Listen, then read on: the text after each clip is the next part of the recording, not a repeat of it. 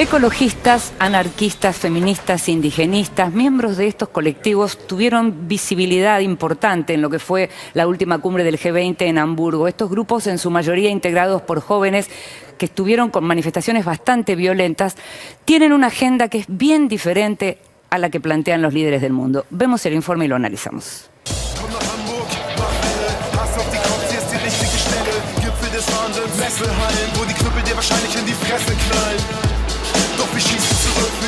Das Leben 100.000 Verrückte. Die Armut der Welt wird in Hamburg verwaltet. Das Klima wird wärmer, die Menschheit erkaltet. Comunicación, nichts dagegen. El protagonismo de las sesiones de la cumbre del G20 en Hamburgo fue disputada esta vez por las sucesivas protestas de grupos bien organizados que responden a una agenda anticapitalista bajo una consigna sin eufemismos: no al G20.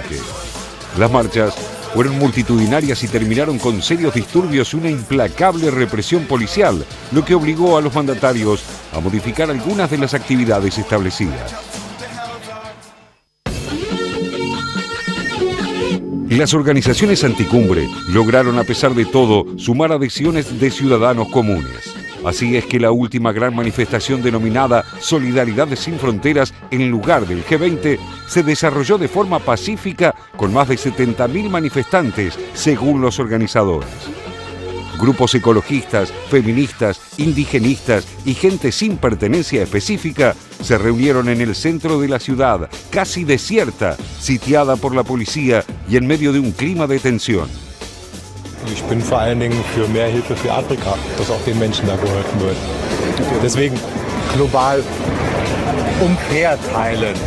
Wir sind hier, weil viele Akteure dieser Veranstaltung, Amerika, England, sowas, die jahrelang in viele Länder Kriege geführt haben und deren Infrastruktur zerstört haben. Und deshalb es herrscht Krieg, Elend, Flüchtlinge. Anstatt sich über sowas Gedanken zu machen, dass sie sich hier treffen, eine Art Urlaub, wir sind total dagegen. En los días previos, los medios alemanes venían acusando de los desmanes a la agrupación Black Bloc, siempre según fuentes policiales. Los Black Bloc son un conglomerado de militantes anarquistas en su mayoría que implementan tácticas de resistencia activa a la autoridad mediante ataques focalizados. También participaron los llamados ecopacifistas, el movimiento ATTAC, agrupaciones de inmigrantes y de la comunidad LGTB.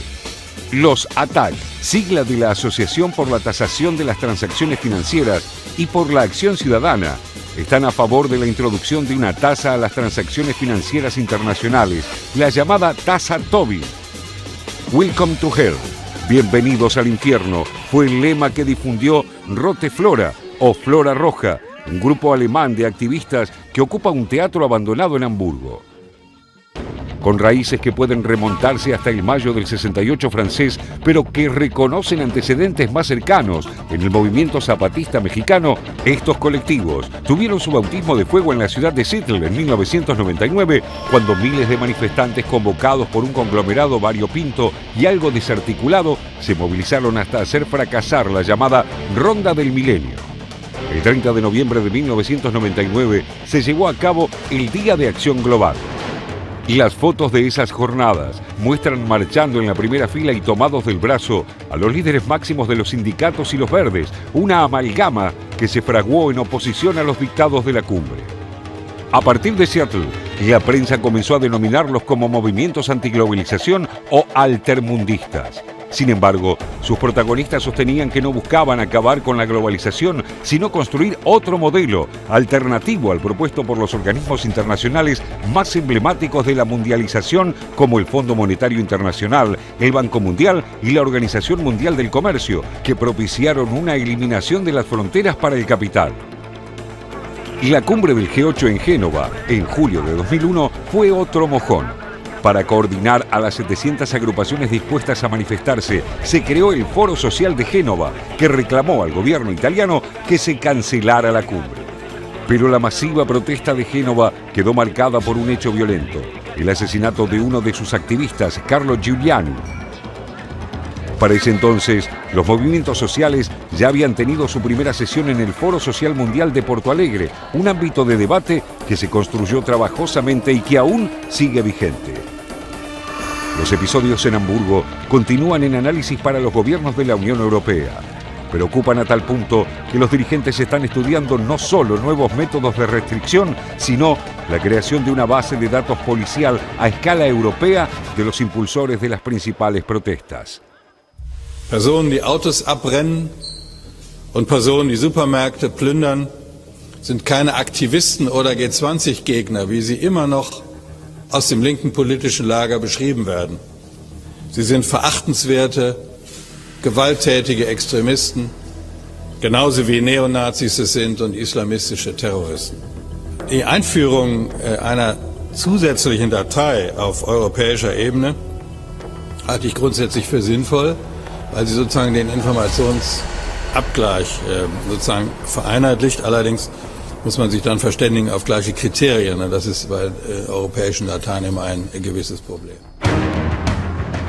Mientras, los movimientos anticapitalistas, revitalizados por las acciones de Hamburgo, continúan con su tarea de reorganizarse, una labor que no les resulta fácil, ya que la diversidad de estrategias plantea un desafío para la acción común.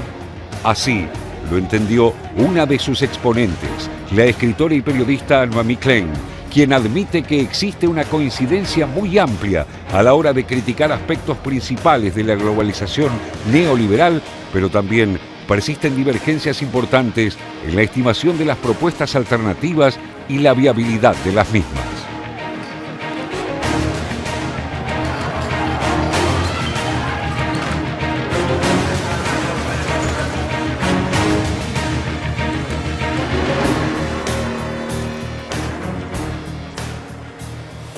Como señala el informe, podríamos decir que efectivamente las postales de Hamburgo significan o muestran lo que es el regreso de Naomi Klein y movimientos que por lo menos parecían como dormidos en un punto. Lo que uno se pregunta es, ¿hay un sentido político más allá de este bienvenidos al infierno con el que recibieron a los líderes? Sí, es difícil decirlo, porque uno podría pensar que hay movimientos sociales que efectivamente después derivan en una construcción política que termina en el acceso al poder, que yo caso Evo Morales venía mencionando, el Partido de los Trabajadores en Brasil, que muchos de ellos han participado incluso de algunos del Foro de Porto Alegre, de ATAC y demás. Uno se tienta a mirar estos fenómenos como hobbies del primer mundo, digamos, ¿no? Hobbies de jóvenes del primer mundo. Yo no creo que sea solo eso. ATAC tiene una plataforma construida alrededor de la implementación de un programa concreto, que es tasar, con la famosa tasa Tobin, las transacciones financieras internacionales. Quiero decir, hay un contenido alrededor de esto. También me parece una paradoja que es interesante señalar, que es que los mismos grupos que están contra la globalización usan los mecanismos de la globalización para dar a conocer sus ideas, sus propuestas y su furia, digamos, porque justamente se juntan en Hamburgo, donde está el G20, pero saben que están todos los medios de comunicación, digamos. Entonces hay algo del mismo fenómeno contra el que luchan que es aprovechado para... Assange también. Assange también, por eso, efectivamente. Entonces me parece que hay algo paradójico que en algún sentido los lastima, no porque los planteos que hagan no sean correctos. Muchas de las reivindicaciones son muy adecuadas y muy pertinentes, sino porque están aprovechando algo contra lo que ellos mismos luchan. Y al mismo tiempo yo no le veo viabilidad política en un momento en el que por lo menos Europa y Estados Unidos, la izquierda está en retroceso, digamos. ¿No? Tenemos una Europa gobernada o por la derecha conservadora o por la nueva derecha o por esta derecha neoliberal pero progresista a lo Macron, lo que ellos llaman liberal, social liberal, digamos, ¿no?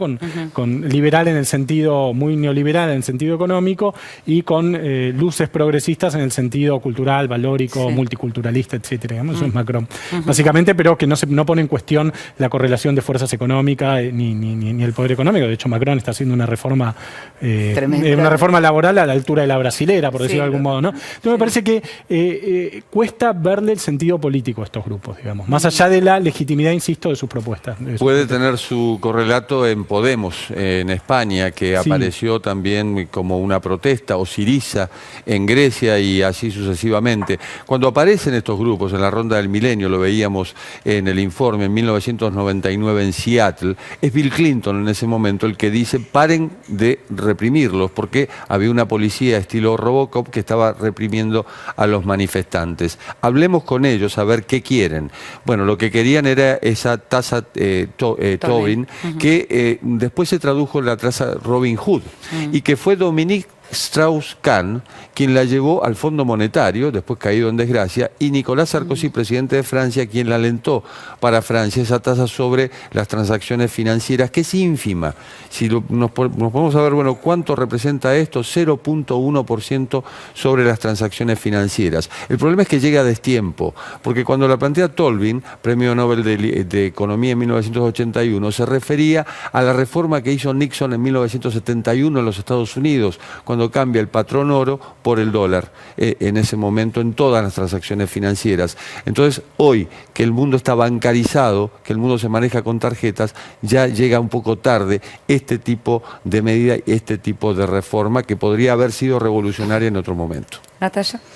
Yo creo que se pueden ir reciclando en nuevas causas, porque, por ejemplo, también otra de las que habían incorporado en su momento era la del medio ambiente. Después vinieron las negociaciones que derivaron en el Acuerdo de París y esto también va en paralelo a esta calma. Ahora, hay un punto donde no solo se emparentan con la izquierda, sino también con la derecha, y es ese punto de guerra de la ultraderecha, al mejor estilo Le Pen o un Trump. ¿Por qué? Porque ambos ponen en cuestión la globalización desde un lugar donde el síntoma es parecido a quienes son el canal o el caudal de votantes de esos. Yo creo que lo que es polémico lo que estoy diciendo. Creo que lo que estás diciendo tiene que ver con que en general hasta hace muy poco uno pensaba que el antisistema venía por el lado de izquierda o anarquista. Y lo que estamos viendo ahora... Claro. Y además, porque los grandes perdedores de esa globalización que está parada, frenada, paralizada, fíjate que ellos no dicen estamos contra la globalización, pero sí la critican. Los grandes perdedores son los trabajadores de los Estados Unidos y de Europa, de donde surgen estos movimientos, y los grandes ganadores, ganadores a medias, porque no viven tan bien tampoco, son las clases medias de India y China, por ejemplo. Me parece que quién sabe lo que pueden llegar a conseguir estos movimientos tiene más que ver con cuestiones sociales. Vos mencionabas lo del medio ambiente, estábamos hablando del feminismo, el indigenismo, quién sabe tiene más que ver con eso que con cuestiones puramente económicas. Lo vamos a ir viendo eso. Mientras tanto nos vamos a un nuevo corte, estamos hasta las 2 de la tarde. Mandatarios a modificar algunas de las actividades establecidas. Las organizaciones anticumbre lograron, a pesar de todo, sumar adhesiones de ciudadanos comunes.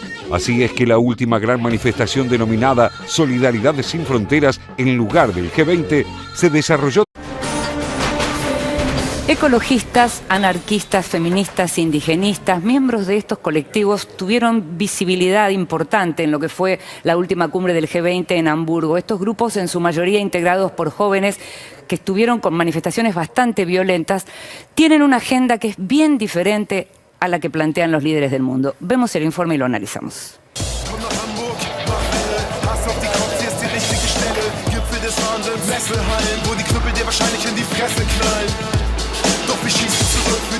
Das Leben 100.000 Verrückte. Die Armut der Welt wird in Hamburg verwaltet. Das Klima wird wärmer, die Menschheit erkaltet. Kommunikation, nichts dagegen. El protagonismo de las sesiones de la cumbre del G20 en Hamburgo fue disputada esta vez por las sucesivas protestas de grupos bien organizados que responden a una agenda anticapitalista bajo una consigna sin eufemismos: no al G20. Las marchas fueron multitudinarias y terminaron con serios disturbios y una implacable represión policial, lo que obligó a los de forma pacífica con más de 70.000 manifestantes, según los organizadores. Grupos ecologistas, feministas, indigenistas y gente sin pertenencia específica se reunieron en el centro de la ciudad, casi desierta, sitiada por la policía y en medio de un clima de tensión.